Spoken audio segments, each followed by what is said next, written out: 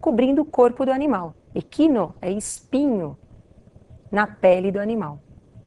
Então, nós acabamos de estudar os principais representantes dos grupos dos invertebrados. Observem que nós colocamos as principais características, tem que se aprofundar aí para conhecer um pouquinho mais sobre esses animais. Mas é só para você aí de casa ter uma noção de quais são os representantes do grupo dos invertebrados. Mas agora nós vamos conhecer também os representantes dos grupos dos vertebrados, que são aqueles animais que apresentam vértebras. Esses animais estão num grupo maior, que é o grupo dos cordados, que são os animais que apresentam fendas branquiais, apresentam notocorda e apresentam também tubo nervoso dorsal, como é o nosso caso. Observe então os representantes desse grupo. Os cordados têm os protocordados, que são os primitivos. São os animais mais simples, os cordados mais simples. O representante aí é o anfioxo, muito utilizado na embriologia. Os vertebrados nós temos então o ciclostomado. Observe a boca circular desse animal. É um animal marinho que parasita os peixes. Nós temos dentro do grupo dos peixes os que são classificados como cartilaginosos, como o tubarão, a raia e o cação. E nós temos os peixes ósseos, como a sardinha, o lambari. Anfíbios. Esse animal é um animal de transição, onde nós vamos ter a vida aquática servindo apenas para o seu processo de reprodução. E a partir da fecundação na água, nós vamos ter o desenvolvimento larval, que é o girino, e com isso o animal começa a se desenvolver no ambiente terrestre, mas ainda depende da água para o processo de reprodução. Então, é um animal que tem uma vida ambígua. Répteis. Então, nós temos um representante aí dos répteis, tartaruga. Não podemos esquecer que esse grupo são os primeiros conquistadores do ambiente terrestre. Eles apresentam algumas características, como a pele seca, justamente para suportar a temperatura ambiental. As aves, então representando aí as aves, nós temos os animais que apresentam a característica da presença de penas.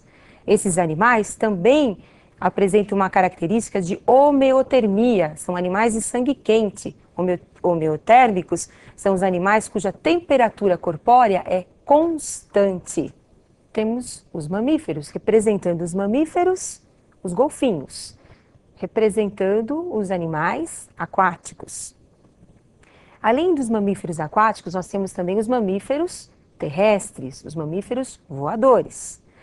A principal característica dos mamíferos é a presença das glândulas mamárias.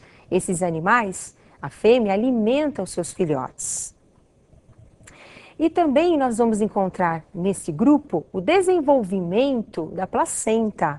Então, a fêmea abriga os seus filhotes que passam a ser alimentados através da placenta, uma bolsa, mas que nós não encontramos em todos os seus representantes. Por exemplo, o canguru é um animal marsupial. Ele apresenta o marsúpio, que é uma bolsa que envolve o filhote. Assim como o ornitorrinco, que também é um representante do grupo dos mamíferos, não apresenta placenta. É um animal monotremado. Muito bem, então nós acabamos de observar os animais vertebrados e os animais invertebrados. E vocês perceberam a classe ao qual nós pertencemos, que é a classe dos mamíferos, uma classe muito importante. Agora, tem que estudar mais um pouco, porque foram as principais características apenas para vocês terem uma noção geral, né, dos grupos animais. Mas agora nós precisamos responder a pergunta inicial. E agora observe a resolução da pergunta inicial. Em uma praia existem fixados às rochas, anêmonas e mexilhões. Há também águas-vivas e camarões nadando. A que filos pertencem esses animais?